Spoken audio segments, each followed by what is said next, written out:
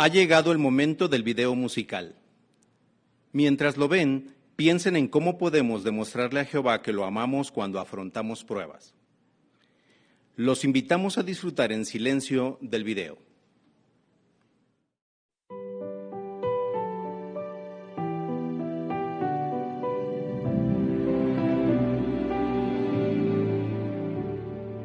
Hur kan vi se klart och hålla ut som Jesus sa?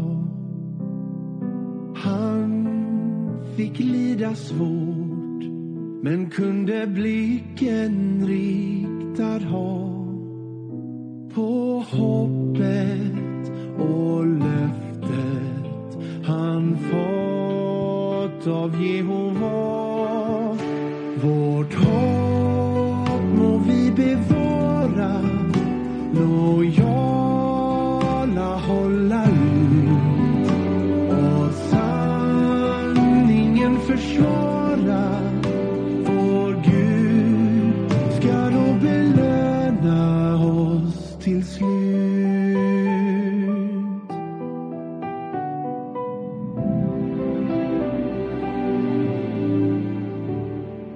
Under årens lopp kan sorg och smärta lämna spår, men vårt ljusa hopp bär oss igenom varje tår.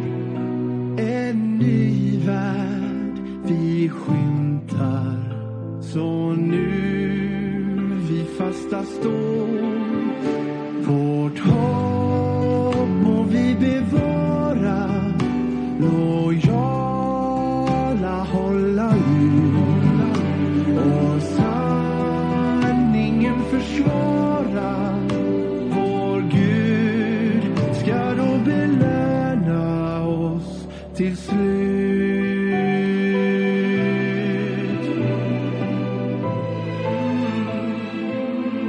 Så vi håller ut.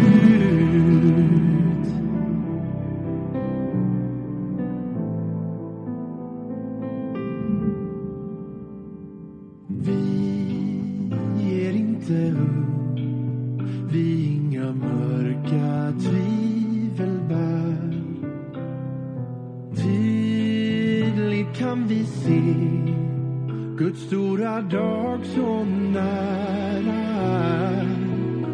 Vi längtar, vi väntar. Håll ut, snart är vi där.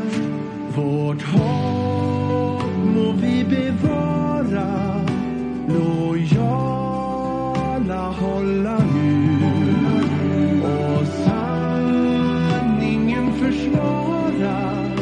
Vår Gud ska då belöna oss till slut.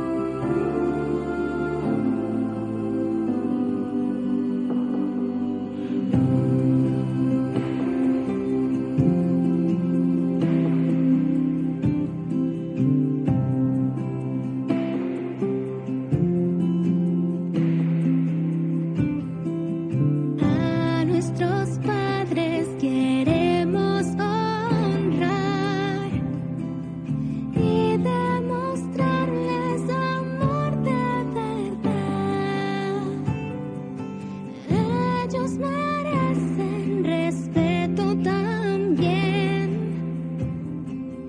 porque nos guían y cuidan muy bien.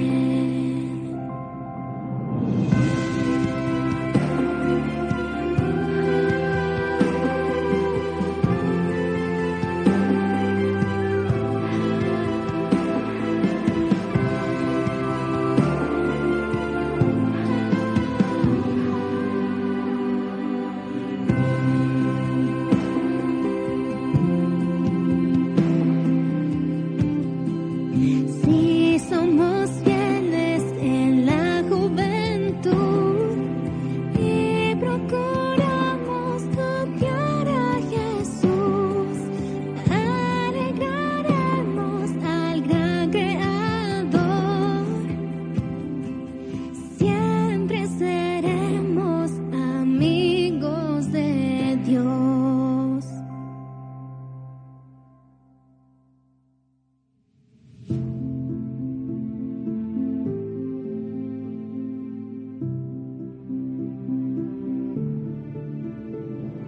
Mira a tu alrededor y solo verás dolor por toda la tierra, peleas y guerras, corazones de hielo.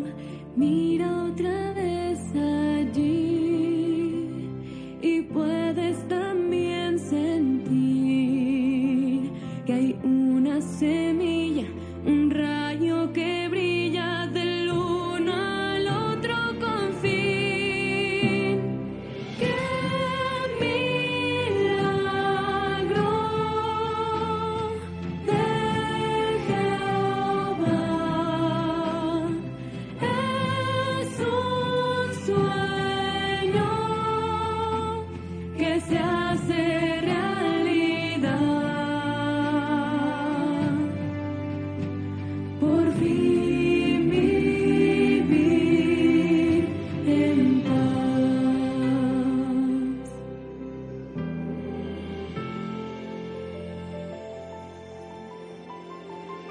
Hoy nuestras armas son el cariño y la comprensión.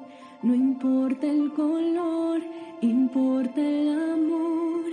Somos una familia.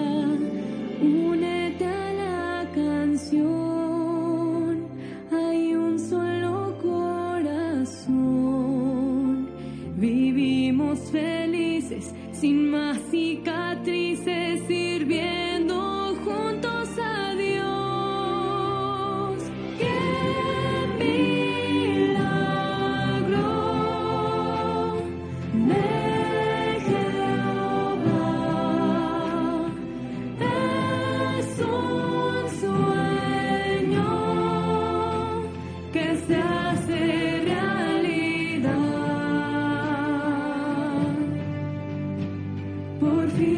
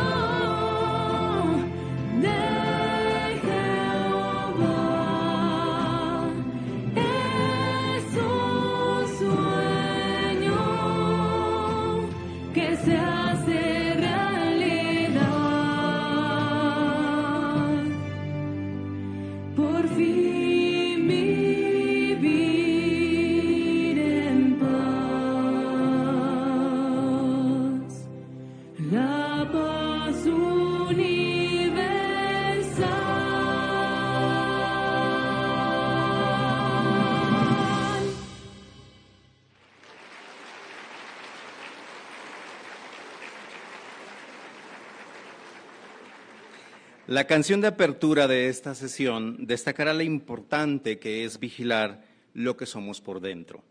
Los invitamos a ponerse de pie y cantar la canción 36 titulada Cuidemos nuestro corazón.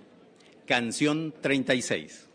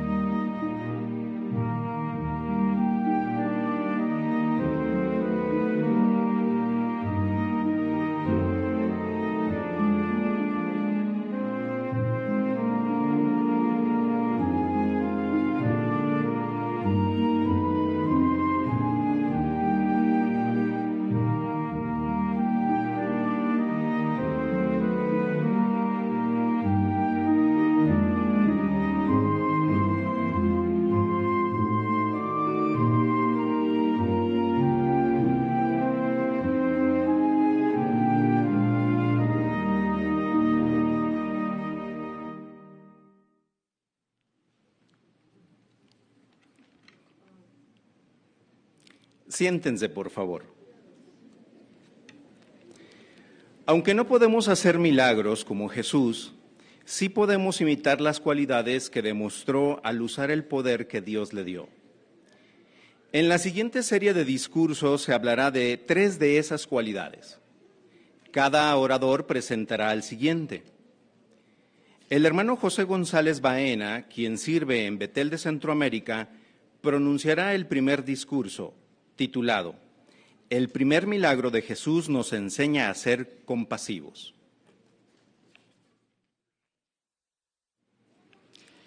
El filósofo romano del siglo I, Séneca, dijo que la compasión es un vicio, es decir, una debilidad.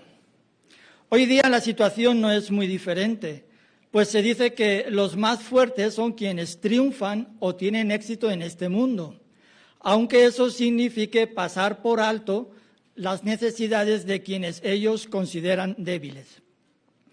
Qué distinto es Jehová. La Biblia lo describe en 2 Corintios 1:3 como el Padre de tiernas misericordias y el Dios de todo consuelo.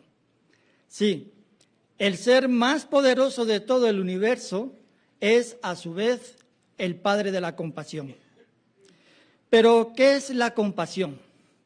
La compasión no es lo mismo que sentir lástima, porque la persona compasiva consigue ver una situación desfavorable en alguien que está sufriendo y se siente motivada a hacer algo para aliviar su dolor. Por eso, ser compasivo no es solo sentir, también es actuar. Si queremos agradar a Jehová, tenemos que ser compasivos, tal como leemos aquí en 1 de Juan, capítulo 3, versículo 17. Leamos, por favor, 1 de Juan, capítulo 3, versículo 17. Pero si alguien tiene las posesiones de este mundo y ve que su hermano está pasando necesidad, pero se niega a mostrarle compasión, ¿cómo puede el amor a Dios permanecer en él?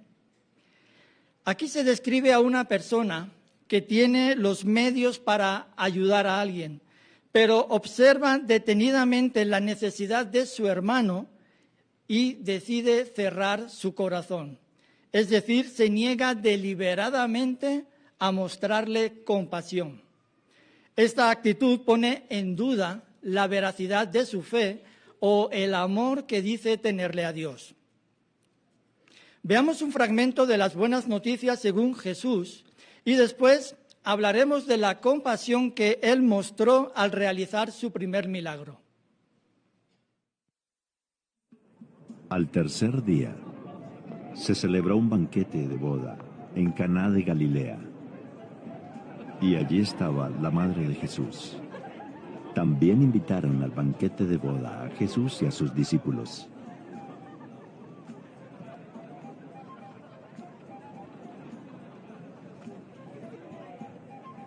Cuando se estaba acabando el vino, la madre de Jesús le dijo: No les queda vino.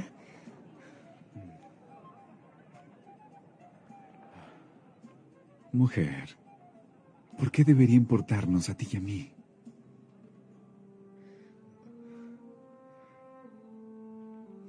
Mi hora todavía no ha llegado.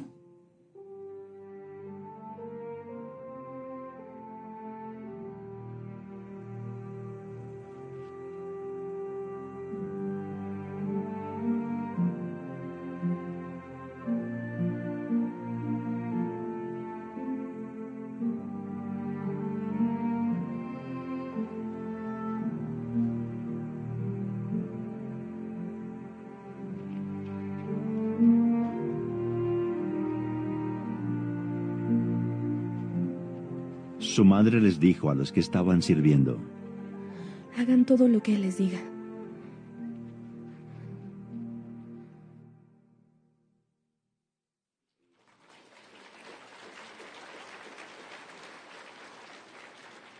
Acabamos de ver la compasión de Jesús al convertir el agua en vino. ¿Y por qué decimos esto? Por un lado, Jesús no estaba obligado a hacerlo. Ninguna profecía decía que el Mesías tenía que producir vino de manera milagrosa. Por otro lado, piense en cómo se sentiría usted si el día de su boda descubre que la comida no alcanza para todos los invitados. Probablemente Jesús pensó en la vergüenza tan grande que pasaría la familia, en especial los novios. Así que por compasión quiso ayudarlos. Convirtió unos 390 litros o unos 103 galones de agua en un vino de la mejor calidad. Cantidad suficiente para poder distribuir a todos los invitados. Incluso lo que sobrara podría usarse en otra ocasión o hasta venderlo para ayudar a los novios. Sin duda alguna, qué agradecidos debieron de sentirse. ¿Cómo podemos nosotros imitar la compasión de Jesús? Imagínese a un matrimonio paseando por la orilla de la playa, de repente se levanta una brisa y la esposa comienza a sentir un poco de frío. El esposo la mira, se quita la chaqueta y se la pone sobre sus hombros. Esa acción no solo la protege del frío, sino que la hace sentir acompañada y cuidada. Del mismo modo, la compasión no solo se limita a ofrecer ayuda, también le transmite a la persona que sufre que alguien está a su lado, dispuesto a acompañarla y cuidarla. Así que cuando veamos que alguien necesita algo, seamos compasivos como Jesús y tratemos de ayudar, tal como menciona Gálatas 6, versículo 10. Vamos a leer Gálatas capítulo 6, versículo 10. Por eso, mientras tengamos la oportunidad, hagamos el bien a todos, pero especialmente a nuestros hermanos en la fe. Aquí nos dice que debamos esperar a que alguien nos pida ayuda para mostrarle compasión. Muchas veces una persona decide sufrir en silencio, bien porque no quiere convertirse en una carga para otros, o bien porque siente vergüenza de pedir ayuda. Por eso, si abrimos nuestros ojos del discernimiento y observamos con atención, especialmente a nuestros hermanos en la fe, como dice el texto, aprovecharemos cada oportunidad para hacerles el bien. El amor que sentimos por ellos nos impulsará a ser compasivos. Estaremos dispuestos a hacer todo lo que esté en nuestras manos para socorrerlos y cubrir sus necesidades. Por ejemplo, notamos que un hermano tiene un semblante triste o de preocupación. Podemos acercarnos a él y escucharlo con atención. ¿Alguien de la congregación acaba de perder en la muerte a su cónyuge? Si se trata de una hermana, además de consolarla, podemos darle ayuda práctica. Quizás tengamos que enseñarle a manejar un vehículo, a sacarse una licencia o enseñarle incluso con el mantenimiento de este. Si se trata de un hermano, quizás debamos enseñarle que no puede usar un mismo trapo para limpiar todo, o tal vez tengamos que compartir con él nuestras recetas de cocina.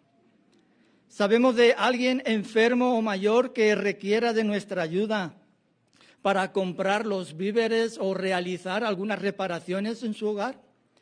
Si vemos la necesidad, no dudemos en actuar.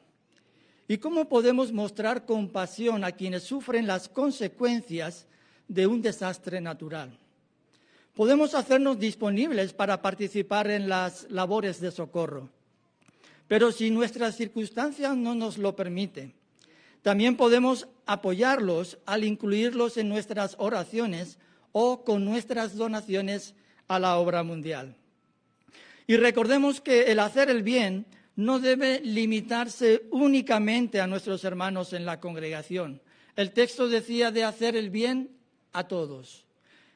Esto significa que podemos mostrarles compasión a las personas que no son testigos, interesándonos por ellas, ofreciéndonos para ayudarlas y, sobre todo, hablándoles de las buenas noticias. Si imitamos a Jesús y somos compasivos, combatiremos el egoísmo de este mundo y alegraremos a Jehová. Ahora, el hermano José Luis Pérez, quien sirve en Betel, presentará el siguiente discurso de esta serie. El primer milagro de Jesús nos enseña a ser humildes.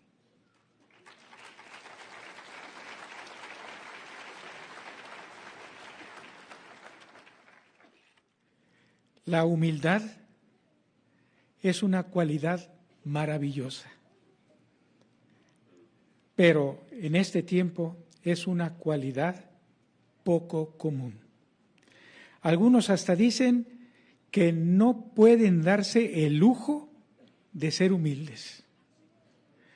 Pero yo estoy seguro de que todos los que estamos aquí en esta asamblea regional, sí podemos darnos ese lujo. Podemos ser humildes. Y estoy seguro de que todos somos humildes. ¿Pero qué es la humildad? La humildad es lo opuesto al orgullo y a la arrogancia.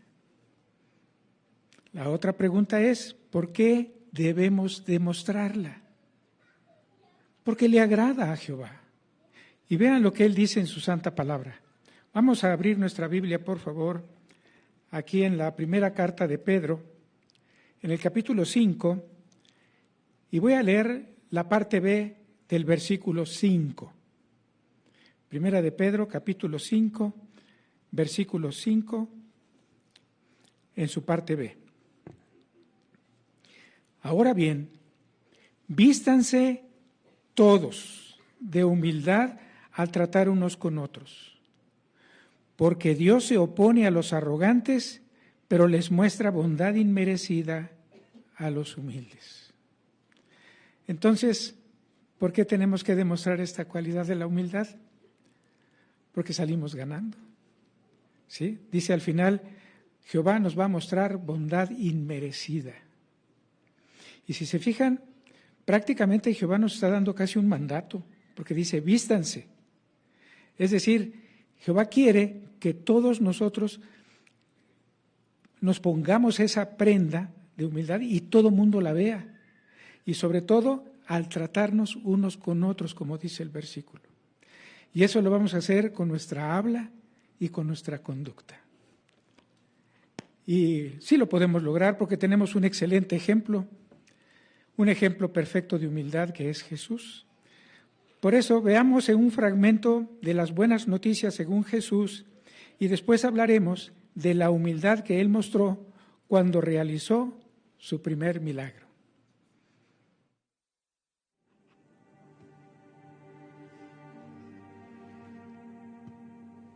Ahora saquen un poco y llévenselo al director del banquete.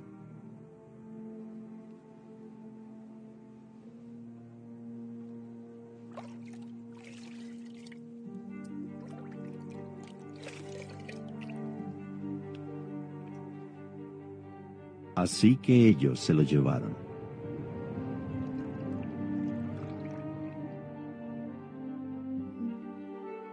Cuando el director del banquete probó el agua que había sido convertida en vino, como no sabía de dónde venía, aunque los sirvientes que habían sacado el agua sí lo sabían, llamó al novio y le dijo: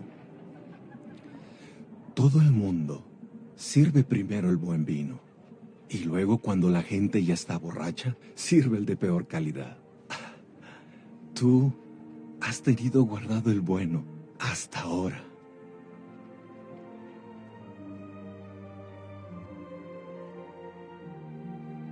Esto que hizo Jesús en Caná de Galilea fue el primero de sus milagros. Así Él puso de manifiesto su gloria, y sus discípulos pusieron su fe en Él.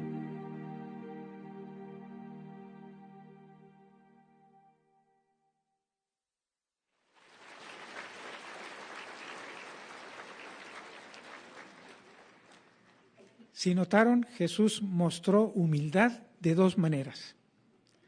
La primera fue no llamando la atención a sí mismo. ¿Qué fue lo que hizo? Le dijo a los sirvientes que por favor fueran y llenaran las vasijas de agua.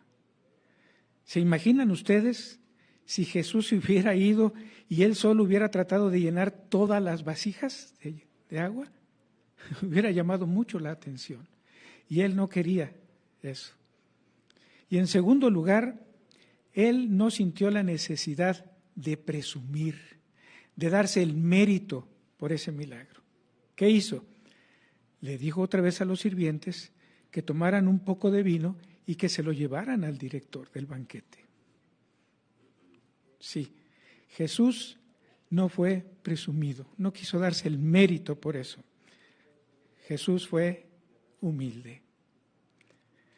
Entonces, la pregunta es, ¿cómo podemos imitar nosotros a Jesús? También lo podemos hacer de dos maneras, igual que Él. Y para ello vamos a buscar en la Biblia, por favor, lo que el mismo Jesús dijo, pero ahora en Mateo capítulo 6. Y voy a leer para ustedes los versículos del 2 al 4. Mateo capítulo 6, versículos del 2 al 4. Cuando les des ayuda a un necesitado, no vayas tocando la trompeta, como hacen los hipócritas en las sinagogas y en las calles, para que los demás los alaben. Les aseguro que ellos ya han recibido toda su recompensa. Más bien, cuando les des ayuda a un necesitado, que tu mano izquierda no sepa lo que hace tu mano derecha. Así, la ayuda que les des a los necesitados se mantendrá en secreto, y entonces tu Padre, que mira en secreto, te lo pagará. ¿Notaron las dos maneras? Las mismas que demostró Jesús. La primera, no llamando la atención nosotros a sí mismos. ¿Por qué? Porque dice que no andemos tocando trompeta.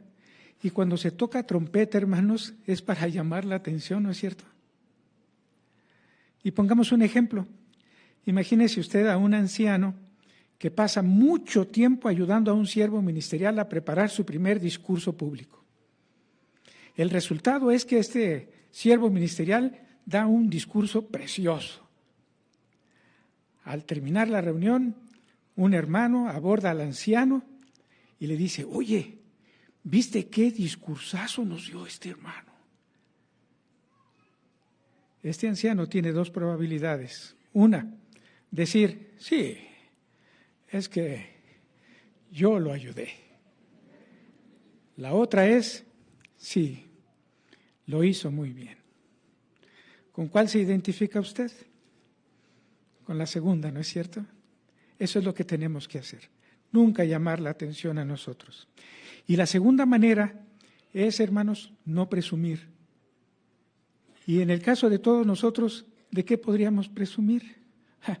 De muchas cosas, pero pensemos en no presumir ni de las responsabilidades ni las asignaciones que tenemos en la organización de Jehová. Soy betelita. Soy siervo ministerial. Ya soy anciano. Soy superintendente de circuito y sigue la lista. Hay que evitar todo eso. Más bien, como dice Jesús aquí, que no sepa tu mano izquierda lo que hace tu derecha. Que nadie se entere. Más bien, manténlo en secreto. Hay que portarnos, hermanos, como dijo Jesús, como uno de los menores. Y así estoy seguro de que todos le vamos a dar la gloria a Jehová. ¿Cuál es la lección que nos llevamos de este milagro de Jesús? Que hay que imitarlo a Él, que hay que ser humildes y demostrarle a todo el mundo que nosotros sí podemos darnos el lujo de ser humildes, y todo para la alabanza y gloria de Jehová. Ahora el hermano Alberto Reina presentará el último discurso de esta serie. El primer milagro de Jesús nos enseña a ser generosos.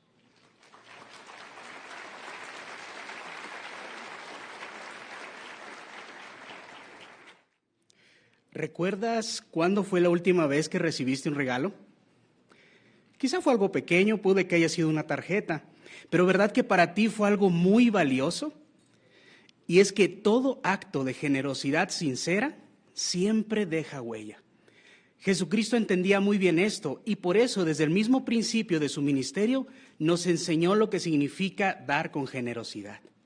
A lo largo de este discurso veremos cómo nosotros también podemos imitar esta hermosa cualidad del Cristo. Pero primero, ¿qué es la generosidad? Bueno, una persona generosa es alguien que está dispuesto a dar sin límites. Pero no solo eso, una persona generosa, aparte de dar sin límites, lo hace con alegría. De modo que la generosidad no se mide por el tamaño del regalo, sino por el motivo con el que se da. Bueno, ¿y por qué es importante que seamos generosos? Para contestar esta pregunta, les invito a leer junto conmigo lo que dice Deuteronomio, capítulo 15, versículos 7 y 8. Deuteronomio, capítulo 15, versículos 7 y 8. Y mientras lo buscamos, tratemos de fijarnos en qué piensa Jehová acerca de esta cualidad. Dice el versículo 7. Si alguno de tus hermanos se queda pobre en medio de ti en una de las ciudades de la tierra que Jehová tu Dios te dará, no endurezcas tu corazón, ni cierres tu mano a tu hermano pobre. Debes abrirle tu mano generosamente y prestarle sin falta cualquier cosa que necesite o no tenga. Así que Jehová le pedía a los israelitas que abrieran su mano. ¿Qué tan abierta? ¿Por cuánto tiempo? Tanto como necesitara su hermano. De manera que Jehová promueve la generosidad entre aquellos que lo adoran. Así que, ¿por qué es importante ser generosos? Bueno, porque así nos ganamos el agrado de Jehová. ¿Y de qué maneras demostró Jesucristo que era generoso? Veamos un fragmento de las buenas noticias según Jesús y después hablemos de la generosidad que demostró al realizar su primer milagro.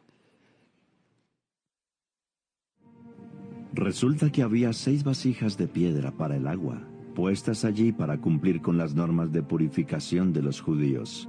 En cada una cabían 2 o 3 medidas de líquido. Llenen de agua las vasijas.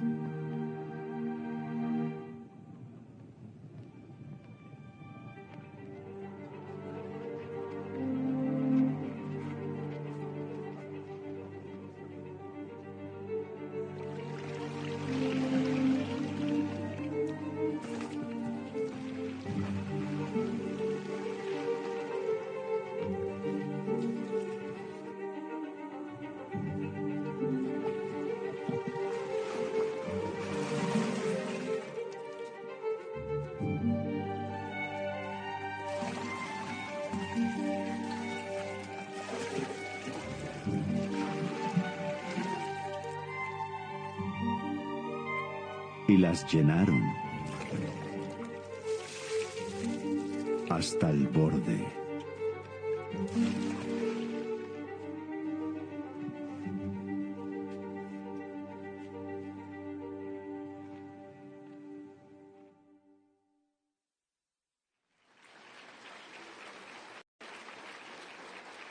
¿De qué manera demostró Jesucristo que fue generoso? Bueno, dijimos que una cosa importante de una persona generosa es la actitud con la que da las cosas. ¿Y cuál fue la actitud de Jesús? Bueno, piensa en esto. ¿Estaba Jesucristo obligado a hacer ese milagro? Tiene razón, no lo estaba. Entonces, ¿por qué lo hizo?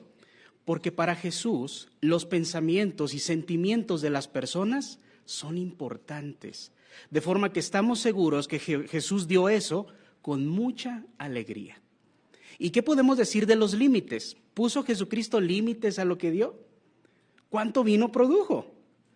Bueno, seguramente fue muchísimo más de lo que necesitaban en aquella fiesta. Y este no fue un caso aislado. Jesucristo siempre dio a manos llenas. ¿Recuerdan, por ejemplo, la vez en que alimentó a miles de personas? Dice la Biblia que después de que todos quedaron satisfechos, sobraron 12 canastas llenas de comida. Así que Jesucristo no ponía límites a lo que daba a los demás. De forma que, mediante palabra y obra, Jesucristo enseñó a sus discípulos a ser generosos. Pero, ¿qué hay de nosotros? ¿Cómo podemos imitar la generosidad de Jesús? Bueno, para contestar esta pregunta, leamos ahora Lucas capítulo 6, versículo 38. Lucas capítulo 6, versículo 38. Y dejemos que sea Jesús mismo el que nos diga qué podemos hacer para imitarlo. Dice, tengan la costumbre de dar y se les dará. Les echarán en el pliegue de su ropa una medida generosa, apretada, sacudida y rebosante, porque la medida que usen con otros es la que usarán con ustedes. Centrémonos en la primera parte del texto. Dice, tengan la costumbre de dar. No dijo Jesucristo, den cuando sea una ocasión especial, o den cuando les pidan algo. Dijo, tengan la costumbre. De forma que en el cristiano, dar debería ser algo natural y constante. ¿Y de qué maneras prácticas podemos demostrarlo? Bueno, ¿cuándo fue la última vez que invitamos a unos hermanos a pasar a nuestra casa? Quizá invitarlos a disfrutar de una rica comida o pasar un rato agradable. Y cuando hacemos esto, ¿cómo somos con ellos? ¿Cuál es nuestra actitud? Porque recuerden, no se trata solo de llenar sus estómagos, tenemos que llenar su corazón. Así que es bueno que prestemos la atención que cada uno de nuestros invitados merece. De esa forma demostramos que somos generosos. ¿O qué tal esto? Imagina que un hermano viene porque está preparando un discurso y te pide ayuda. ¿Estarás dispuesto a darle de tu valioso tiempo para escucharlo y ayudarlo a mejorar en lo que necesite? O si viene un hermano o una hermana y dice, hermano, me gusta mucho cómo predica, ¿me puede ayudar, por favor? Quiero mejorar. Estaremos dispuestos nuevamente a dar de nuestro valioso tiempo al acompañarlos a la predicación, quizá a nuestros cursos bíblicos, escucharlos y darles algún consejo que les sea de utilidad. Bueno, si hacemos esto, estaremos imitando a Jesús y seremos generosos. Y eso no solo beneficiará a los hermanos, ser generosos también nos beneficia a nosotros. ¿Por qué? Jesucristo dijo que hay más felicidad en dar que en recibir. Y es que cuando una persona da, ocurren varias cosas. Primero, no nos centramos en nuestros propios problemas. Segundo, tenemos un sentimiento de satisfacción. Y tercero, nos ganamos el cariño de la gente y todas estas cosas en conjunto hacen que seamos felices. Además, cuando damos a los demás con generosidad, puede que los contagiemos de esa actitud y con el tiempo veremos cómo más y más personas imitan esta hermosa cualidad del Cristo. Pero sobre todo, cuando damos, alegramos el corazón de Jehová. Y no hay mayor satisfacción para el ser humano que esta. Así que en esta serie de discursos, hermanos, hemos aprendido lecciones muy valiosas del primer milagro de Jesús. Aprendimos que tenemos que ser compasivos, humildes y generosos. De verdad, Jesús es un excelente ejemplo que imitar. ¿Y no es cierto que todos disfrutamos de ver los videos de las buenas noticias según Jesús? Estos nos atrapan, nos entusiasman. Bueno, de la misma forma, no dejemos que la personalidad del Cristo nos atrape, que nos llegue al corazón y que nos motive a imitar las preciosas cualidades de Jesús.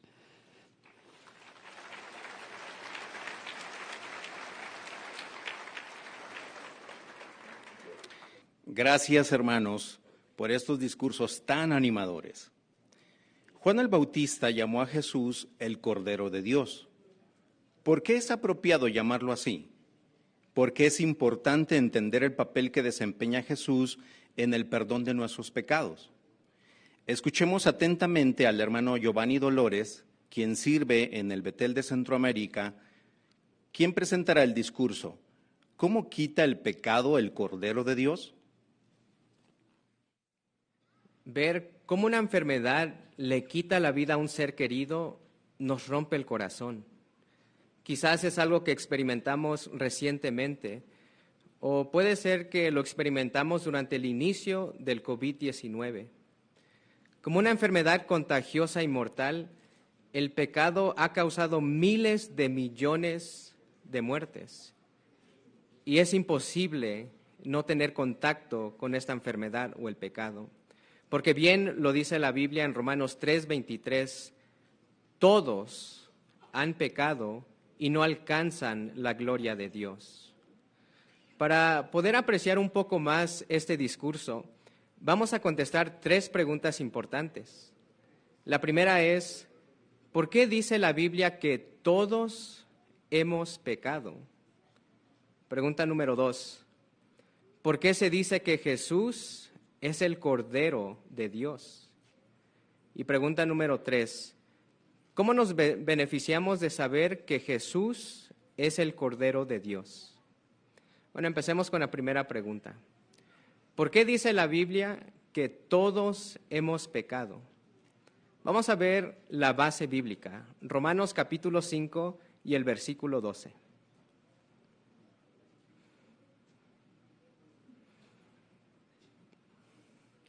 Romanos capítulo 5 y el versículo 12 dice, así pues, por medio de un solo hombre, el pecado entró en el mundo, y por medio del pecado entró la muerte.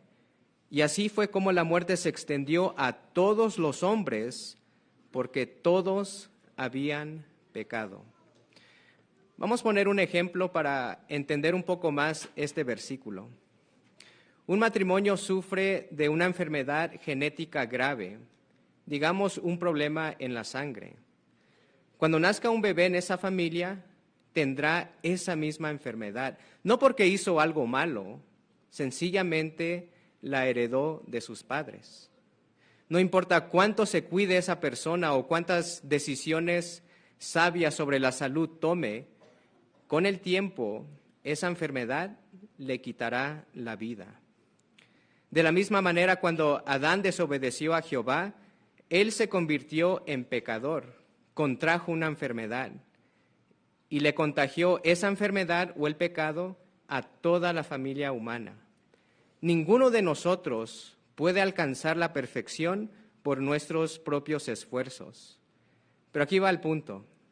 Jehová es muy amoroso y como un médico bondadoso nos ofrece la cura por medio del sacrificio de Jesús, el Cordero de Dios que quita el pecado del mundo. ¿Cuál es otra razón que nos da la Biblia? Se encuentra en Romanos capítulo 7 versículos 19 y 20.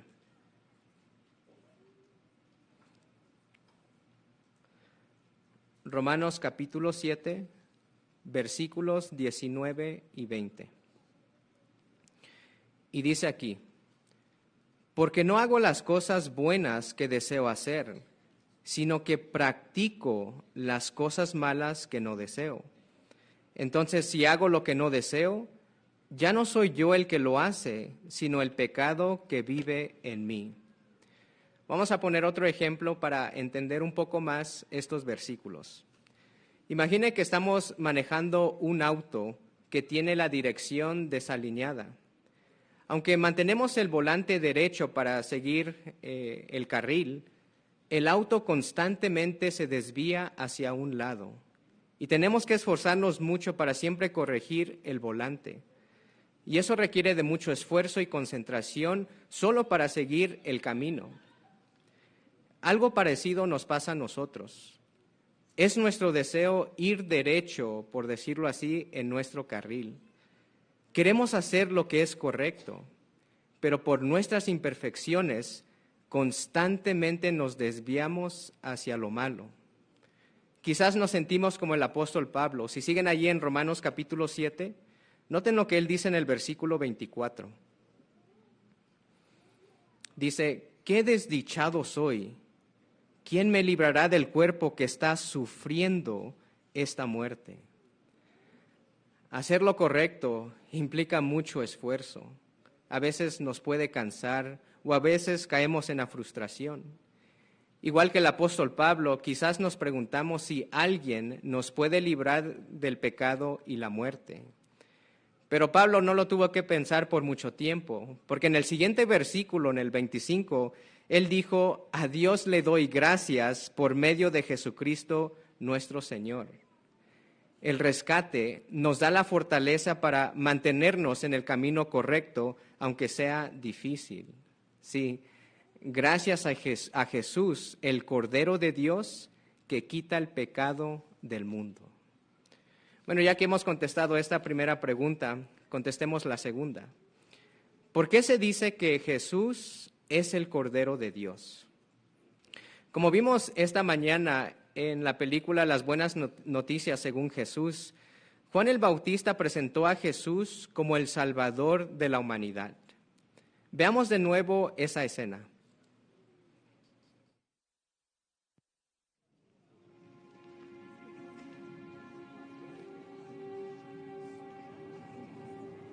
Al día siguiente, Juan vio a Jesús viniendo hacia él.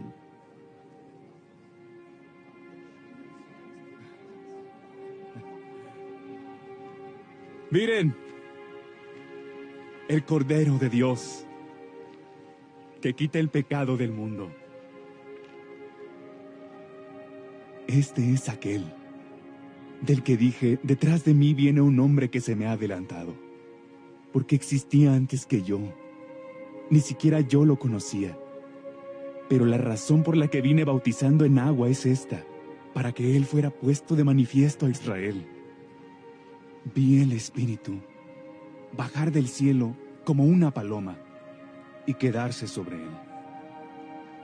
Ni siquiera yo lo conocía, pero el que me envió a bautizar en agua me dijo: sabrás quién es el que bautiza en Espíritu Santo cuando veas que el Espíritu baja y se queda sobre él. Y yo eso lo vi y he dado testimonio de que este es el Hijo de Dios.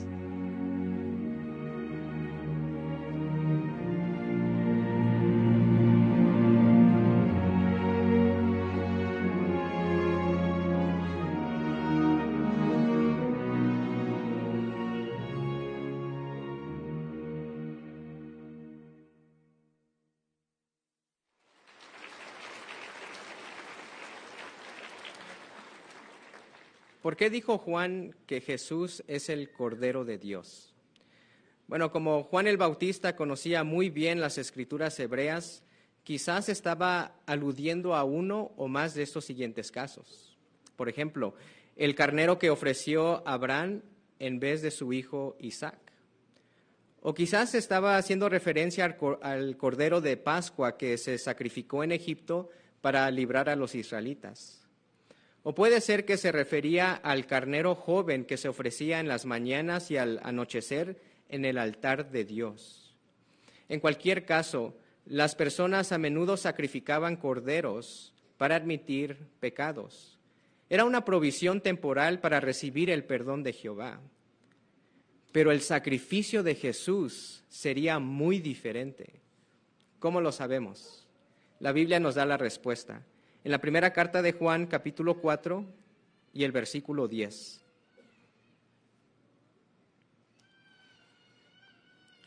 La primera carta de Juan, capítulo 4 y el versículo 10 dice: el amor consiste en esto, no en que nosotros hayamos amado a Dios, sino en que Él nos amó a nosotros, y aquí está el punto, y envió a su Hijo como sacrificio de reconciliación por nuestros pecados. Jesús sacrificó su vida perfecta y pagó por nuestros pecados. Así que sacrificar animales según la ley de Moisés ya no era necesario. ¿Cómo lo sabemos? Por la clase de sacrificio que ofreció Jesús. Si regresamos a este versículo, noten que el tipo de sacrificio que dio Jesús se llama sacrificio de reconciliación. Si vemos la nota después de esta expresión, nos refiere a un estudio de nota que dice que esta expresión se puede traducir como sacrificio de expiación o medio para apaciguar. ¿Apaciguar qué? Vamos a poner un ejemplo para entender un poco más esta expresión. Una persona está en la cárcel por un delito muy grave. Ahora, la ley exige que se pague una multa muy alta para que pueda salir esta persona. Pero obviamente la persona no tiene los medios para pagarla. Entonces, uno de sus familiares que lo aprecia mucho, paga por completo esa deuda. Gracias a ese pago, la ley queda satisfecha y la persona puede salir libremente. Eso es algo parecido a lo que hizo Jesús. Todos nosotros somos pecadores y la multa por el pecado es la muerte. Pero Jehová, en su gran amor, envió a Jesucristo para pagar ese precio con su vida. Su sacrificio apacigua o cumplió las exigencias de la justicia de Jehová Dios.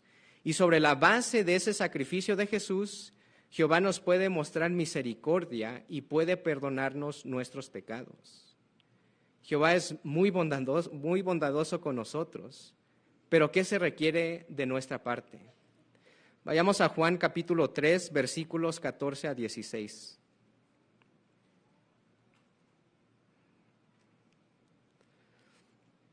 Juan capítulo 3, versículos 14 al 16, dice: y así como Moisés alzó la serpiente en el desierto, así tiene que ser alzado el Hijo del Hombre, para que todo el que crea en él tenga vida eterna. Porque Dios amó tanto al mundo que entregó a su Hijo unigénito, para que nadie que demuestre tener fe en él sea destruido, sino que tenga vida eterna. Aquí Jesús establece un paralelo entre su ejecución en el madero y el relato de la serpiente de cobre, donde Moisés colocó un poste en el desierto. Para sobrevivir, los israelitas que habían sido mordidos por serpientes venenosas tenían que fijar su mirada en la serpiente del cobre. De la misma manera, si nosotros queremos vivir para siempre y tener una buena relación con Jehová, ¿qué se espera de nosotros? Tenemos que fijar nuestra mirada en Jesús, es decir, demostrando fe en Él y seguir sus pasos. Es como una persona dijo: si miramos con fe, viviremos con esperanza. Bueno, ahora podemos contestar la última pregunta que habíamos planteado. ¿Cómo nos beneficiamos saber que el Cordero de Dios quita el pecado del mundo? Bueno, en el siguiente video, una hermana que fue budista y otra que fue católica explican cómo les benefició saber la verdad acerca del pecado y del sacrificio de Jesús. Yo no sabía si la vida tenía un propósito. Iba todos los días a la escuela y después de las clases salía con mis amigas o nos íbamos de fiesta. En mi mente no existía la idea del pecado.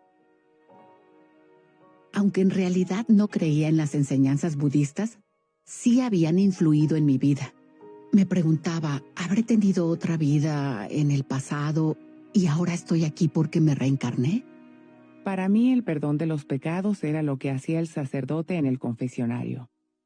Mi mamá nos llevaba a la iglesia todos los domingos. Nos decían que Jesús murió por nuestros pecados, pero ¿qué significaba eso? Los primeros 8 años de escuela fui a un colegio católico. Un día a la semana nos llevaban a la iglesia y ese mismo día nos confesábamos. Ibas al sacerdote a confesar tus pecados. Él nos decía, reza tantas veces esta oración y tantas veces esta otra, y tus pecados te son perdonados. No decía nada de Dios ni de Jesús. Yo no pensaba en lo que era el pecado. Me decía, a veces uno se equivoca, pero sigues con tu vida. Tenía muy mal carácter. Era así porque veía que había muchas injusticias y sentía que tenía que hacer algo para arreglarlo. Y es que, como no tenía creencias religiosas, pensaba que podía hacer todo lo que yo quisiera. Y nadie se atrevía a decirme nada. Así que la gente me conocía como la mala de Chinatown. Aprender la verdad sobre Jesús y sobre el rescate cambió por completo lo que yo pensaba del pecado. Pero un día aprendí algo que me llegó al corazón. Estamos en una situación de la que no podemos salir por nuestra cuenta. Nos enfermamos, envejecemos y morimos. Y eso solo va a cambiar gracias al rescate. El sacrificio de Jesús realmente me conmovió mucho, porque se puede decir que en el pasado hice muchas cosas que estaban muy mal. Y aunque yo no sabía nada del sacrificio de Jesús, ni siquiera me interesaba. Y aunque había hecho cosas terribles, aún así, Él estuvo dispuesto a morir por mí. No es una simple creencia, es algo personal. Jesús murió por mí. Yo sentía que no lo merecía, pero el rescate resulta que también es para mí.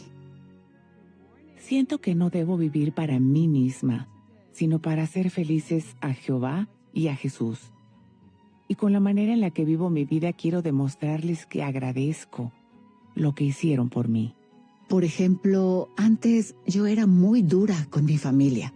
Si algo no estaba bien hecho, era muy crítica. Las cosas tenían que hacerse a mi manera. Pero cuando conocí la verdad, mi familia dio un suspiro de alivio, porque cambié mucho. Dejé de ser tan dura.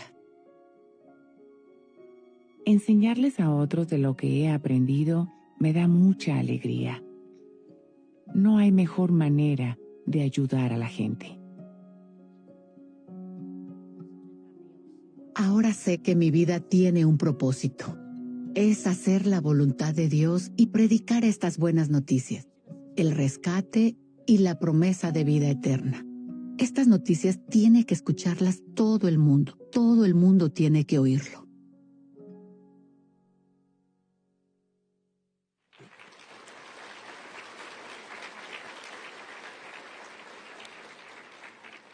¿Qué hemos aprendido de estas dos hermanas? Bueno, me gustó algo que dijo Betty.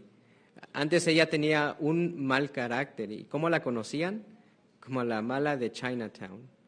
Incluso su familia se benefició porque ella era una persona dura, pero ellos sintieron un alivio cuando vieron esos cambios en su vida. ¿Y qué hay de Debbie? Ella vio el rescate como un regalo muy personal. De hecho, ella dice que es un privilegio poder enseñarles a otros estas verdades. Y de ahí podemos ver cómo estas personas se han beneficiado de que Jesús es el Cordero de Dios. ¿Qué hay de las personas o de nosotros que quizás hemos cometido algún error, incluso errores muy graves? ¿Puede Jesús ayudarnos en esas ocasiones? Vean la respuesta aquí en Romanos capítulo 4, versículos 7 y 8.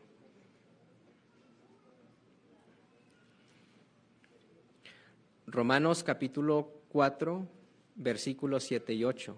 Dice, felices aquellos a quienes se les han perdonado las cosas malas que hicieron y a quienes se les han cubierto los pecados. Feliz el hombre a quien Jehová de ningún modo le tomará en cuenta su pecado. Vamos a poner un ejemplo para entender un poco más estos versículos. Piense en esa expresión que dice, se les han cubierto los pecados. Quizás pensamos en una mesa de madera que está rayada y manchada, pero que sigue teniendo mucho valor, sigue siendo muy útil. ¿Qué haría para que no se vieran esos detalles? Quizás lo cubrimos con un nuevo mantel. Ese mantel le da dignidad, le da belleza, hasta un sentido de nuevo comienzo.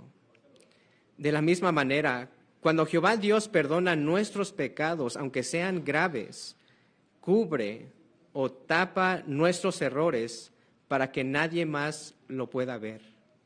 ¿Y cómo nos sentimos nosotros? Si regresamos a estos versículos, dice que nos sentimos felices. De hecho, el término en griego que se usó para traducir esa expresión también se usa para describir a Jehová como el Dios feliz en la primera carta de Timoteo 1:11. Imagínense, nosotros podemos estar contentos como Jehová, porque Jehová cubre los errores de nuestro pasado para que nuestro futuro brille con esperanza y propósito. ¿Qué podemos decir entonces acerca de este tema, del pecado y del rescate? Me gusta mucho cómo Pablo lo resume en Romanos capítulo 6 y el versículo 23.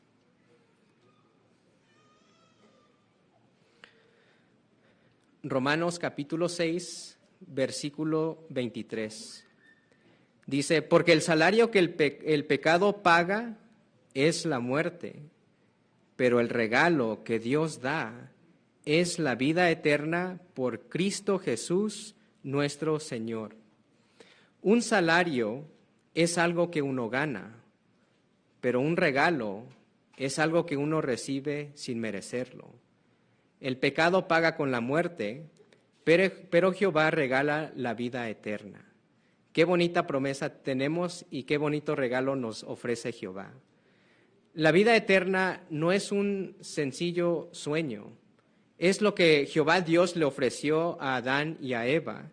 Es lo que Jesucristo nos enseñó. Es lo que Jehová ha prometido. Pero ¿qué se espera de nosotros? Cualquier persona que demuestra fe en el Cordero de Dios que quita el pecado del mundo puede tener la vida eterna y una buena relación con Jehová. Todo lo que tenemos que hacer es ver a Jesús con fe y viviremos con esperanza.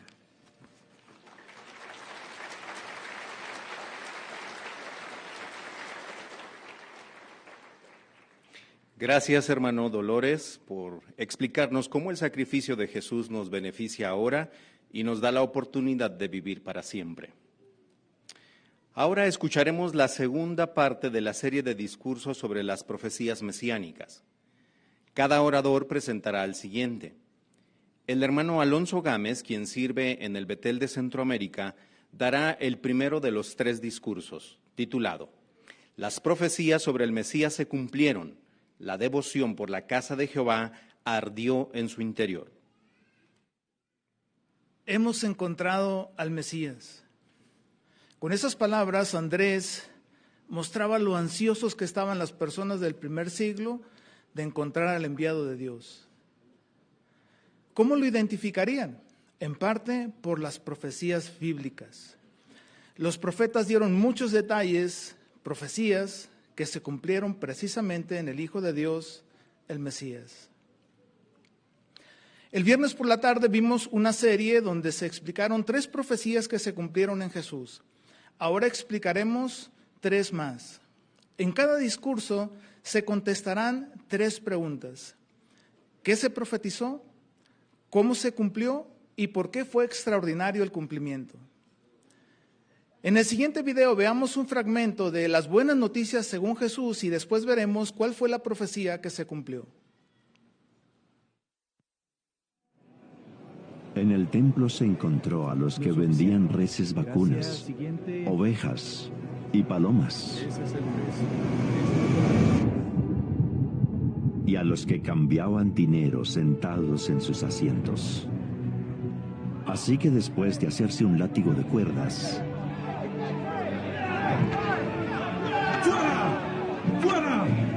los echó a todos ellos del templo, junto con las ovejas y las reses vacunas, y desparramó las monedas de los que cambiaban dinero,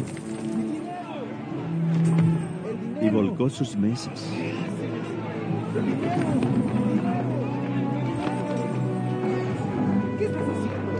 Y a los que vendían palomas les dijo: ¡Quiten todo esto de aquí! ¡Dejen de convertir la casa de mi padre en un mercado!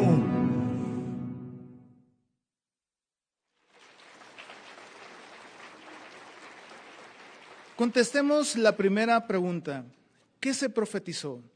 Para eso leamos, por favor, lo que dice el Salmo 69. Si gustan, por favor, dirigirse ahí. El versículo 9 se profetizaba lo siguiente sobre el Mesías. Porque la devoción que siento por tu casa ha ardido en mi interior, y los insultos de los que te insultan han recaído sobre mí. La profecía bíblica indicaba que el Mesías no solo tendría algún entusiasmo por cumplir una asignación divina, sería un celo que ardería en su interior, un celo notable, sobresaliente en su caso, tal y como lo acabamos de ver en el video. Jesucristo demostró un entusiasmo que salía de su interior como si fuera una llamarada, como si ardiera en su interior. De hecho, la traducción en lenguaje actual vierte este versículo como: el amor que siento por tu templo me quema como un fuego. Y es exactamente lo que acabamos de ver en el actuar de Jesús. Ahora contestemos la segunda pregunta. ¿Cómo se cumplió? Bueno, lo vimos en el video, pero esta solamente fue la primera vez que Jesús sacó a los mercaderes de ahí del templo. Pero sobre esto que acabamos de ver en el video, veamos el relato bíblico. Pueden dirigirse, por favor, a lo que dice Juan, capítulo 2. Y noten, por favor, los que dicen los versículos 13 al 17. Ahí menciona: cuando faltaba poco para la Pascua de los judíos, Jesús subió a Jerusalén. En el templo se encontró a los que vendían reses vacunas, ovejas y palomas, y a los que cambiaban dinero sentados en sus asientos. Así que después de hacerse un látigo de cuerdas, los echó a todos ellos del templo, junto con las ovejas y las reses vacunas, y desparramó las monedas de los que cambiaban dinero y volcó sus mesas. Y a los que vendían palomas les dijo: quiten todo esto de aquí, dejen de convertir la casa de mi padre en un mercado. Y ahora el versículo 17 es de hecho el texto en el que se basa el programa de todo este día. Dice: sus discípulos recordaron que está escrito: la devoción que siento por tu casa arderá en mi interior. Más o menos unos 3 años después, Jesús vuelve a hacer lo mismo, demostrando un enorme celo, como si saliera de su interior en llamaradas. La palabra celo, un diccionario le define como interés ardiente y activo por una causa o persona. Y es curioso que en algunos idiomas orientales antiguos la palabra celo se compone de 2 partes, corazón y ardiente. Y efectivamente vemos a Jesús con el corazón a rojo vivo, demostrando un celo por lo que se estaba haciendo allí. Esto no era para menos. El templo todavía era la casa de oración y merecía muchísimo respeto. Jesús desde los cielos había visto cuando se había inaugurado el templo y había escuchado a Salomón diciendo que ahí irían las personas cuando tuvieran un dolor interno, cuando su corazón sangrara. Ahora imagínese a usted mismo yendo a ese templo, orándole a Jehová, derramando su corazón sobre él, y a un lado una persona queriendo comprar una oveja y regateándole al comprador por un mejor precio. Qué indignante. Eso es precisamente lo que puso el corazón de Jesús ardiendo. No podía tolerar esto, así que su celo hizo que actuara de la manera como lo vimos en el video. De seguro Jesús le indignaba mucho lo que estaba pasando. Las personas se aprovechaban de quienes viajaban de lejos y necesitaban comprar una oveja justo antes de ofrecerla como un sacrificio. Además, solo aceptaban un tipo de moneda, así que los cambistas cobraban una comisión exorbitante a los que llegaban ahí y necesitaban esa moneda para hacer sus sacrificios en el templo.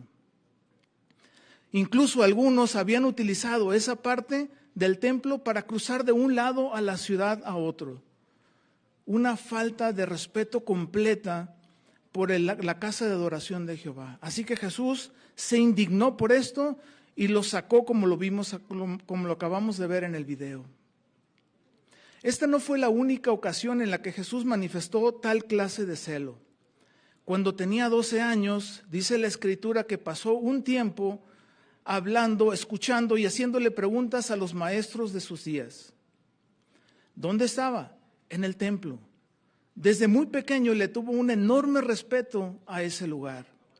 Y no fue ahí donde únicamente Jesús demostró ese entusiasmo por la adoración pura. En muchas ocasiones, tanto en el templo como en otros lugares, denunció valientemente a los líderes religiosos de sus días por sus prácticas y enseñanzas religiosas falsas. Eso es celo, eso es entusiasmo. Los discípulos lo pudieron identificar y recordaron el Salmo 69 en una clara evidencia de que Jesús estaba cumpliendo esta profecía bíblica. Ahora contestemos la tercera pregunta. ¿Por qué fue extraordinario este cumplimiento? Porque detrás de aquel próspero pero indignante negocio estaban las autoridades del templo. Sí, cuando Jesús denunció esto e hizo lo que vimos en el video, se estaba metiendo con los poderosos líderes religiosos de su tiempo. Pero a Jesús no le importó esto. Dice la nota de estudio para la palabra mercado en los versículos que leímos. La venta de animales para sacrificios dentro de los terrenos del templo era una de las principales fuentes de ingresos de la rica y poderosa familia del sacerdote principal Anás. Aún así, Jesús, lleno de entusiasmo, ardiendo en su interior, lo sacó de ahí. Otra cosa que lo hacía sobresaliente es que Jesús sabía que ese templo solamente se utilizaría temporalmente. Muy pronto Jehová dejaría de usarlo. Y aún así arriesgó su vida para asistir a las fiestas judías, a las que se celebraban precisamente en este edificio. También alabó lo que una viuda pobre hizo al depositar 2 monedas ahí y lo puso como un excelente ejemplo de apoyo a la adoración pura. Lo que hizo Jesús no fue solamente un arrebato de emociones temporal, brotaba de un corazón lleno de amor por la adoración pura. Qué excelente ejemplo nos pone a nosotros en este tiempo. Cuando se trata de adorar a Jehová, no hay lugar para la tibieza ni para la indiferencia. Debemos de ser entusiastas, debemos de arder en nuestro interior en celo por hacer la voluntad de Jehová en todo aspecto de nuestra vida, a pesar de la presión social o la oposición. Que nuestro corazón arda de entusiasmo y celo por el servicio a Jehová. Ahora el hermano Alejandro Vázquez, miembro de la familia Betel, presentará el siguiente discurso de esta serie. Las profecías sobre el Mesías se cumplieron, anunció buenas noticias a los mansos.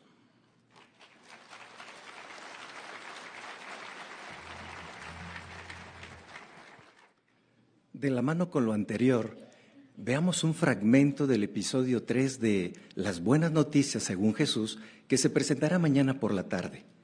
No pierda de vista dónde entró Jesús, quiénes estaban allí y qué fue lo que leyó. Después analizaremos la profecía que se cumplió. Veamos.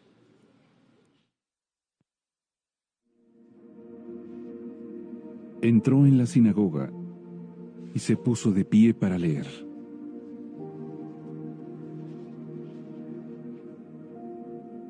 El Espíritu de Jehová está sobre mí, porque Él me ungió para anunciarles buenas noticias a los pobres. Me envió para proclamar libertad a los cautivos y recuperación de la vista a los ciegos, para darles libertad a los oprimidos, para predicar el año acepto de Jehová.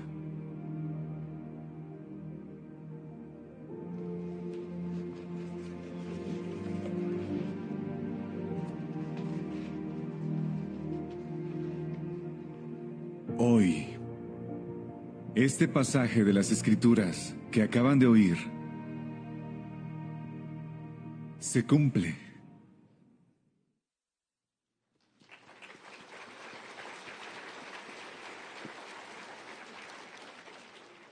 Leamos el pasaje de las Escrituras que se cumplió, Isaías 61, 1 y 2. Mientras lo voy leyendo, me gustaría que encontrara respuestas a 3 preguntas que tengo para ustedes. Primero, ¿qué se profetizó?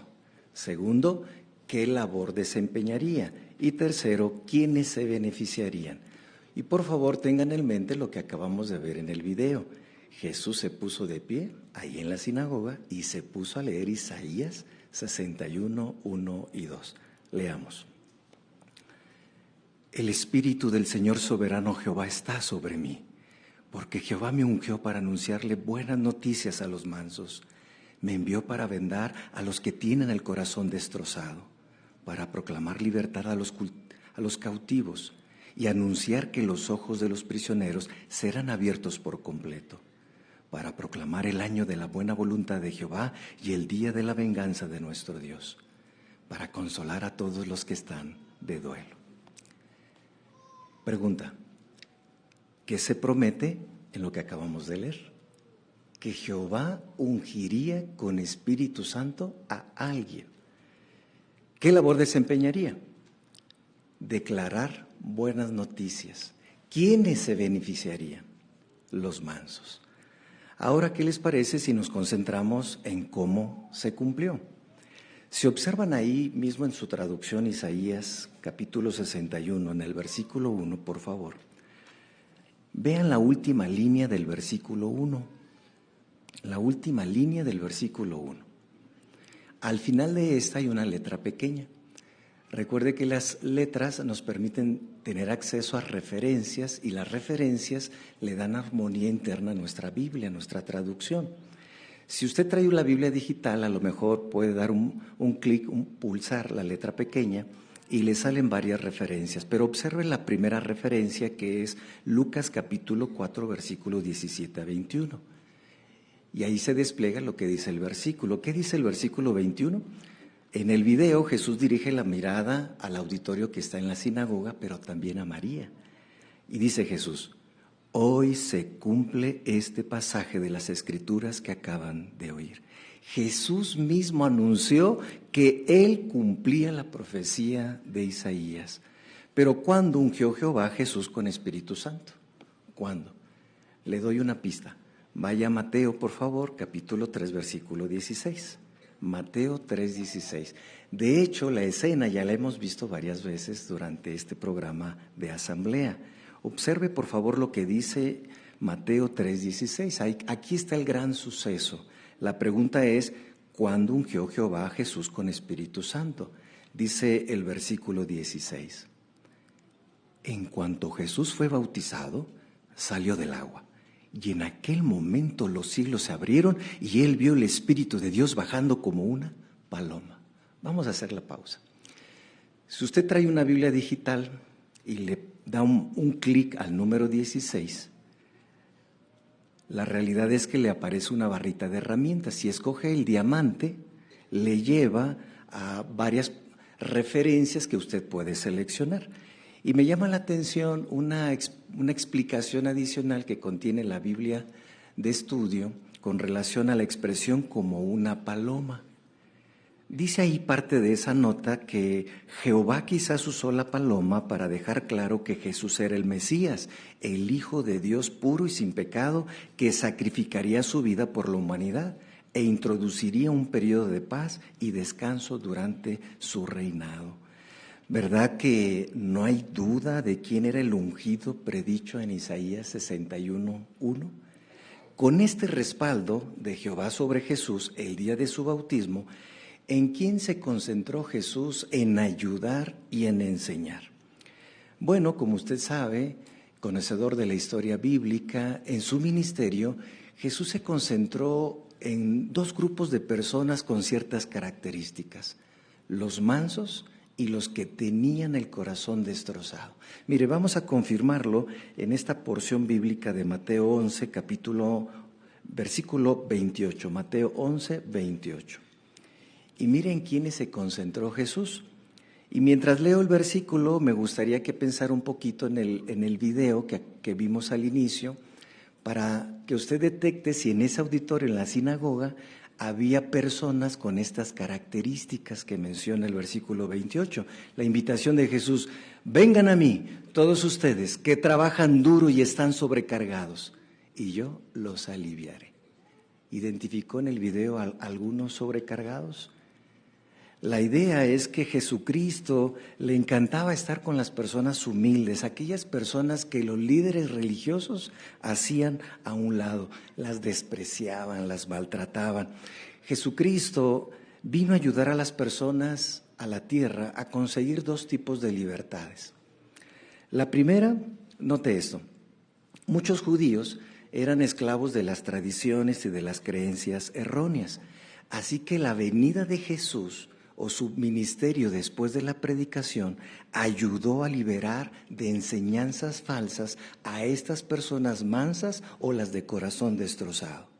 Segundo objetivo de Jesucristo: pagó el rescate para liberar a la humanidad de la esclavitud heredada. Qué hermosa expresión del ungido de Dios.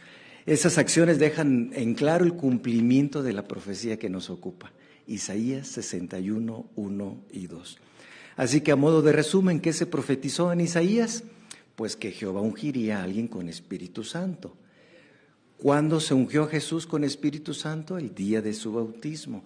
¿Quiénes se beneficiaron de las buenas noticias? Los mansos. ¿Y cuál fue esa máxima expresión del amor de Jesús sobre la humanidad? Su rescate. ¿Por qué fue extraordinario este cumplimiento?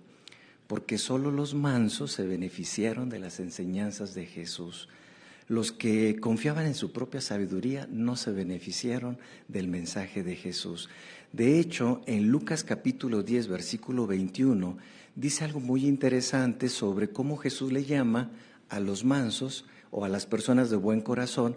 Dice parte del versículo: te alabo públicamente, Padre, Señor del cielo y de la tierra, porque has escondido cuidadosamente estas cosas de los intelectuales y los sabios y se las has revelado a los niños pequeños. ¿Cómo le llama Jesús aquí? Niños pequeños. ¿Por qué? Por la actitud correcta del corazón. Pero ¿quiénes no eran niños pequeños en el tiempo de Jesús? Muchos judíos que veían en ese Mesías el que iba a darle estabilidad política a la nación o al pueblo o al lugar. Es decir, muchos creían en un cambio político y creían que Jesús era el que lo iba a provocar. Otros sencillamente estaban interesados en beneficiarse de los milagros de Jesús que en el mensaje que él predicaba. ¿Qué podemos extraer de esto que hemos platicado? Desde el discurso de apertura de ayer se nos comentó que la adoración pura no solo implica sentimientos, sino también acciones. Así que podemos seguir el ejemplo de Jesús esforzándonos por predicar y ayudar a los oprimidos que son como ovejas sin pastor. Todo el mundo necesita escuchar las buenas noticias del reino, aunque solo pocos van a escuchar. ¿Y quiénes son esos pocos? Los mansos responderán. Hay poco tiempo. No veamos a los demás como un caso perdido. Veamos a los demás como Jehová los ve. Y recuerde, por favor, es un honor para usted y para mí seguir el legado de Jesús. ¿Cuál es este legado? Llevar las buenas noticias a los mansos. Ahora el hermano Taye Abdul Alowanle presentará el discurso final de esta serie. Las profecías sobre el Mesías se cumplieron. Una gran luz brilló en Galilea.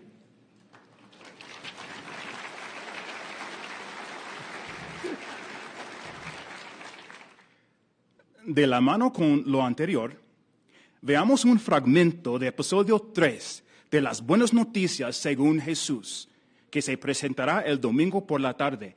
Y después vamos a analizar la profecía que se cumplió. Entonces se sentó y comenzó a enseñar a las multitudes desde la barca.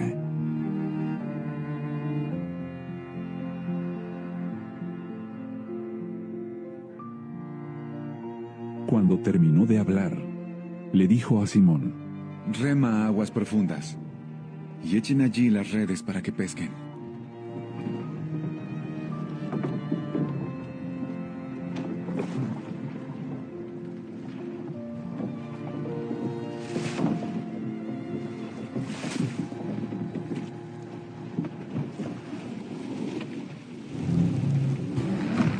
Y cuando lo hicieron, capturaron muchísimos peces, tantos que sus redes empezaron a romperse.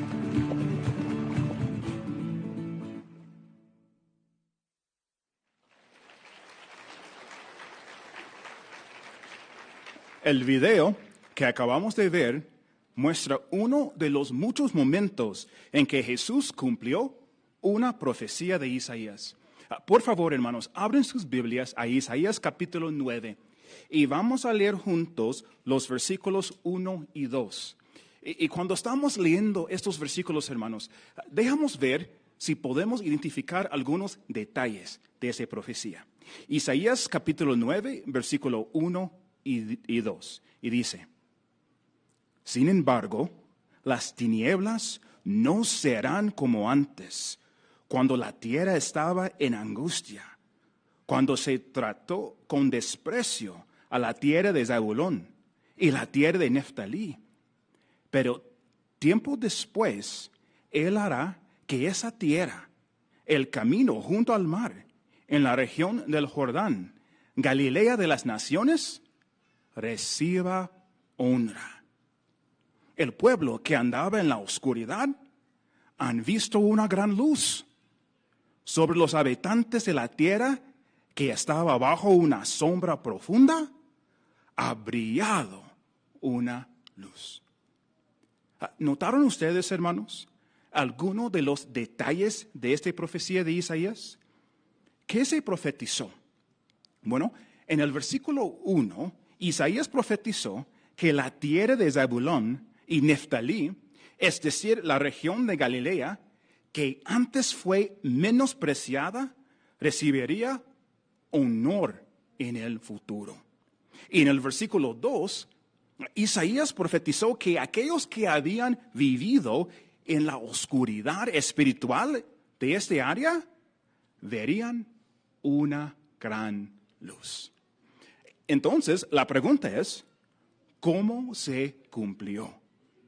Bueno, se cumplió cuando Jesús inició su ministerio en Galilea, iluminando este área que había estado en tinieblas, por decirlo así, espirituales por mucho tiempo, porque los líderes religiosos judíos no guiaban bien al pueblo.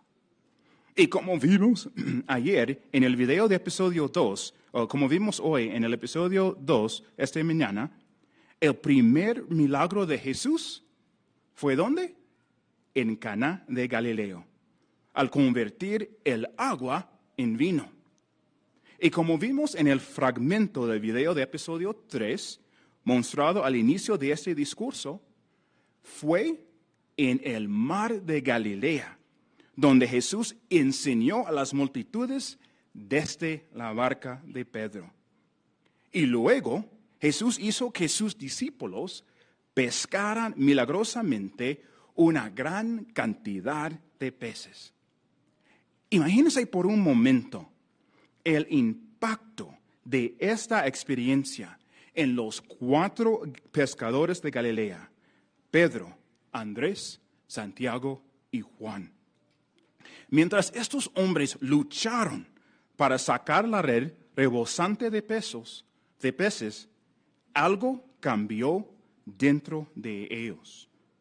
Como si una luz se encendiera en sus corazones y en sus mentes.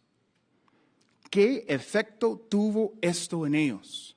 Vamos a dejar que la Biblia nos da la respuesta. Abran sus Biblias, por favor, a Lucas capítulo 5 y vamos a leer el versículo 11.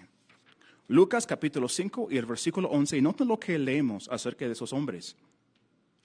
De modo que, después de llevar las barcas de vuelta a la orilla, dejaron todo y lo siguieron. ¿Notaron el punto? Desde ese momento, estos hombres dejaron sus redes, su negocio, su vida anterior y siguieron a Jesús como sus primeros discípulos a tiempo completo. La verdad es que Jesús no solo hizo milagros en Galilea, también Jesús decidió vivir en Capernaum, una ciudad junto al mar. Piensen en esto, hermanos. Qué honor para una región antes despreciada. Jesús también enseñó verdades que iluminaron corazones en Galilea. Por ejemplo, desde un ladero de Galilea, Jesús dio el Sermón del Monte. ¿Qué impacto debió causar en los galileos oír a Jesús comenzar su sermón? No con reproches, como hacían los líderes religiosos, no, sino con un mensaje de felicidad. Sí, Jesús dijo, felices los pobres, felices los de corazón puro. Para ellos, sus palabras habrán sido como el primer rayo del sol atravesando densas nubes. También es probable que en Galilea se haya aparecido a más de 500 discípulos después de su resurrección. ¿No es cierto, hermanos, que después de este repaso no cabe duda que la profecía de Isaías capítulo 9, versículo 2 se cumplió? Sí, una gran luz brilló en Galilea. Pero eso nos lleva a la pregunta, ¿por qué fue extraordinario el cumplimiento? Simplemente porque la gente de Galilea estuvo más dispuesta a aceptar la gran luz del ministerio de Jesús que los que vivían en otras zonas de Israel. Solo hay que pensar en eso, hermanos. 11 de los 12 apóstoles de Jesús probablemente eran galileos. Sí, todos excepto Judas Iscariote. Y sabemos cómo terminó su historia, ¿verdad? Además, los 120 discípulos que estaban reunidos en el Pentecostés eran galileos, según Hechos capítulo 2, versículo 7. Algo que queremos recordar, hermanos, es que aunque Jesús centró su ministerio en Galilea, también predicó en lugares como Judea. Pero en estas zonas no muchos aceptaron su mensaje. Y en eso, hermanos, podemos encontrar una lección muy valiosa. Nosotros hacemos lo mismo. Tratamos de llegar a todos sin dar a nadie por perdido. Pero, como Jesús, dedicamos más tiempo a los que muestran interés y que tienen el corazón dispuesto. Entonces, hermanos, ¿qué aprendemos de estas profecías? Bueno, en esta serie de discursos hemos analizado al menos 6 profecías sobre el Mesías. 3 viernes y 3 hoy. El siguiente video nos recordará cuáles fueron.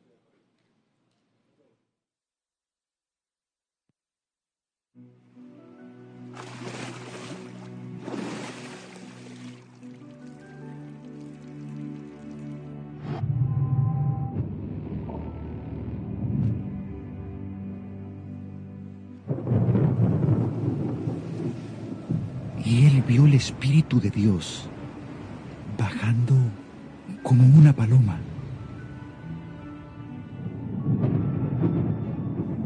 Este es mi Hijo amado. Él tiene mi aprobación.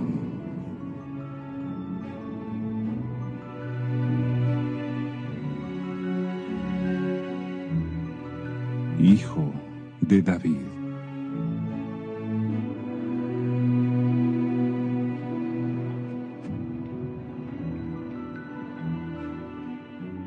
En el templo se encontró a los que vendían reses vacunas, ovejas y palomas, y a los que cambiaban dinero sentados en sus asientos. Y desparramó las monedas de los que cambiaban dinero, y volcó sus mesas. Me envió para proclamar libertad a los cautivos y recuperación de la vista a los ciegos, para darles libertad a los oprimidos, para predicar el año acepto de Jehová. Le dijo a Simón: Rema a aguas profundas y echen allí las redes para que pesquen.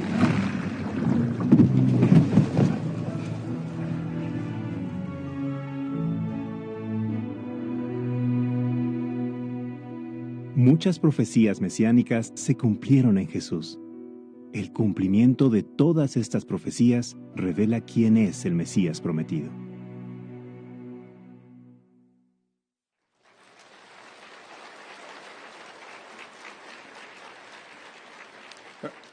Como acabamos de ver, hermanos, la gente del siglo I vio cumplirse un buen número de profecías.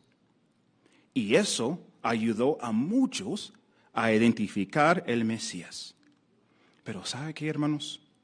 Esas profecías cumplidas también son la base de nuestra fe como cristianos. Sí, esas profecías nos motivan a imitar a Jesús y hacer brillar nuestra luz. El cumplimiento de muchas profecías en la actualidad demuestra, hermanos, que estamos viviendo durante la presencia del Mesías, que ya es Rey del reino de Dios. Entonces, hermanos, queremos meditar en el cumplimiento de las profecías sobre el Mesías, porque estas profecías nos fortalecen y nos ayudan a tener más fe que Jesús puede cumplir en el futuro las profecías que quedan. Así, damos testimonio del cumplimiento profético y dirigimos la gloria al autor de todas ellas, a nuestro Dios, Jehová, el Dios de la profecía.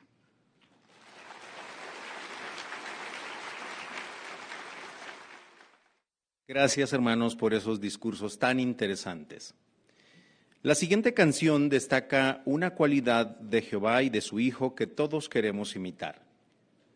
Los invitamos a ponerse de pie para cantar la canción 117, titulada Imitemos la bondad de Jehová. Luego, si lo desean, pueden permanecer de pie mientras escuchan algunos anuncios. Canción 117.